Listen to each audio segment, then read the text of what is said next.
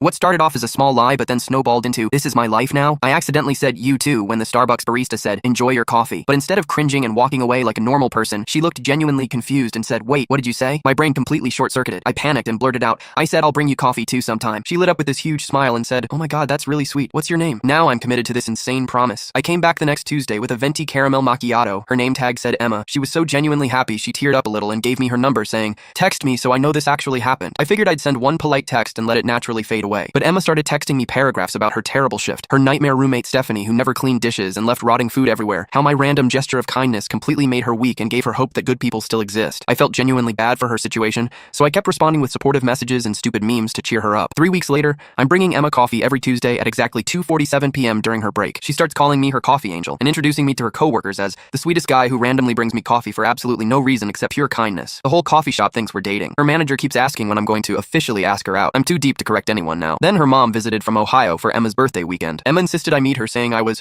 the thoughtful one who brightens her Tuesdays when everything else in life feels overwhelming. Her mom grabbed me in this bone-crushing hug and whispered, "You're exactly what Emma needs right now, sweetheart. She talks about you constantly." That's when I learned Emma had been struggling with severe anxiety and panic attacks for 2 years. Our Tuesday coffee ritual was literally the only consistent positive thing in her week that she could count on. She'd started scheduling her therapy appointments around our meetups because they gave her something concrete to look forward to during her darkest moments. By month 3, I'm invited to her 23rd birthday party at some trendy rooftop bar. All her friends are calling me Coffee Guy and telling me detailed stories about how much happier Emma's been since I started dating her. I didn't have the heart to correct them when they're all so genuinely grateful. Her best friend Sarah pulled me aside and whispered, "I don't know what magic you worked, but Emma's been like a completely different person. She actually laughs at our jokes now instead of just forcing smiles." The breaking point came when Emma finally got promoted to shift supervisor after months of anxiety about applying for the position. She wanted to celebrate at some fancy Italian restaurant downtown that she'd been saving up for. "I honestly couldn't have done this without our Tuesday tradition," she said, tears streaming down her face. "You've been my anchor when everything felt completely impossible. You showed me that I deserve good things happening to me randomly. I don't know how to properly thank you for saving my life." I realized I wasn't just bringing coffee anymore. I was accidentally someone's primary emotional support system and the foundation of their mental health recovery. Emma's therapist had apparently told her that having consistent positive social interactions